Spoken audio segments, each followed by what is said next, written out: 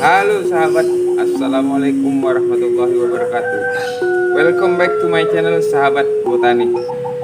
Pembangunan infrastruktur skala besar maupun mikro memanglah sangat berdampak positif bagi pertumbuhan ekonomi masyarakat kita.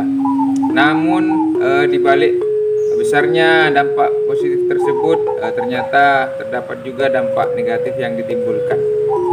Adapun dampak negatif yang harus kita waspadai yang pertama yaitu kurangnya produktivitas tanah dan kurangnya kadar air yang ada dalam tanah. Bagaimana cara menyikapinya? Salah satu cara untuk menyikapi hal tersebut yaitu dengan pembuatan sumur resapan ataupun biopori. Seperti apa bentuknya? Tetap ikuti saya. Sahabat botani, inilah alat untuk membuat sumur resapan atau biopori. Alat ini terbuat dari bahan besi atau pipa yang dilas sedemikian rupa membentuk huruf T. Namun di ujung bawahnya terdapat besi lempengan yang berbentuk oval namun agak runcing ke bawah. Dibuat runcing ke bawah agar memudahkan untuk kita membuat dan mendorong sehingga tanah menjadi berlubang. Bagian atasnya ini adalah handle yang dilas berbentuk T untuk pegangan kita dan memutar alat ini. Cara penggunaan alat ini cukup mudah sahabat botani, harganya pun ekonomis, cukup kita pergi ke tukang las untuk membuatnya. Penggunaannya yaitu kita tancapkan ujung yang runcing, kemudian kita tekan sekuat tenaga lalu sambil diputar seperti pada video ini. Mudah bukan? Namun penggunaan alat ini untuk lingkungan yang masih memiliki banyak lahan tanah. Sahabat botani, ini adalah salah satu contoh sumur resapan yang dibuat di daerah yang sudah banyak mengalami pembangunan seperti pengaspalan ataupun rabat, paving dan lain sebagainya. Ini berbeda dengan tempat-tempat atau lingkungan yang masih belum mengalami pembangunan. Contohnya di tempat kerja saya ini sudah mengalami pemavingan sehingga resapan air sudah mulai berkurang, maka dari itu dibuatlah sumur resapan ini. Seperti apa bentuknya sahabat, kita lihat lebih dekat lagi.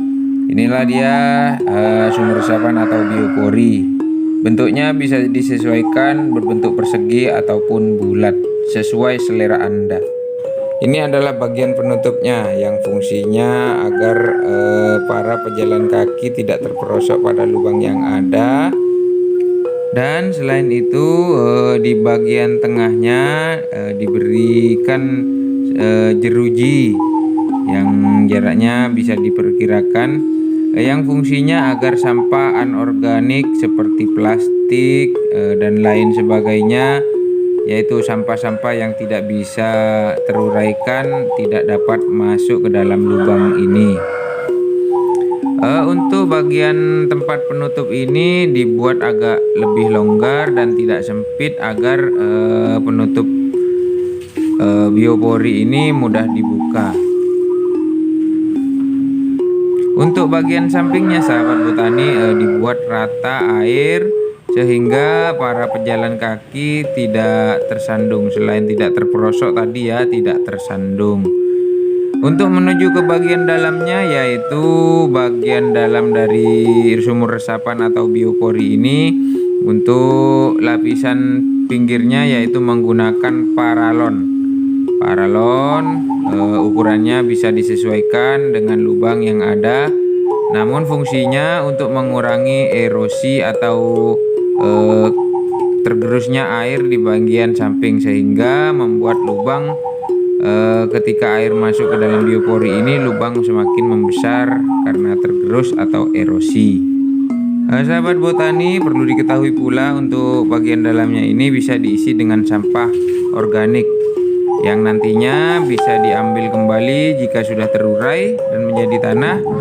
Dan sampah organik ini bisa digunakan sebagai pupuk tumbuhan atau tanaman hias Anda sekalian.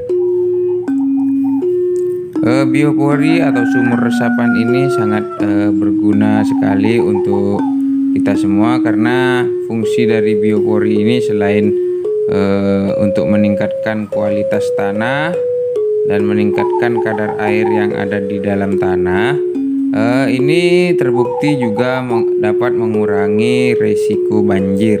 Bagaimana sahabat, mudah kan? Ayo sahabat, kita tularkan pendidikan cinta alam kita kepada anak cucu, agar anak cucu kita menjadi generasi yang mencintai alam dan generasi yang cinta lingkungan. Itulah tadi beberapa ulasan dari saya. Semoga bermanfaat dan semoga menginspirasi.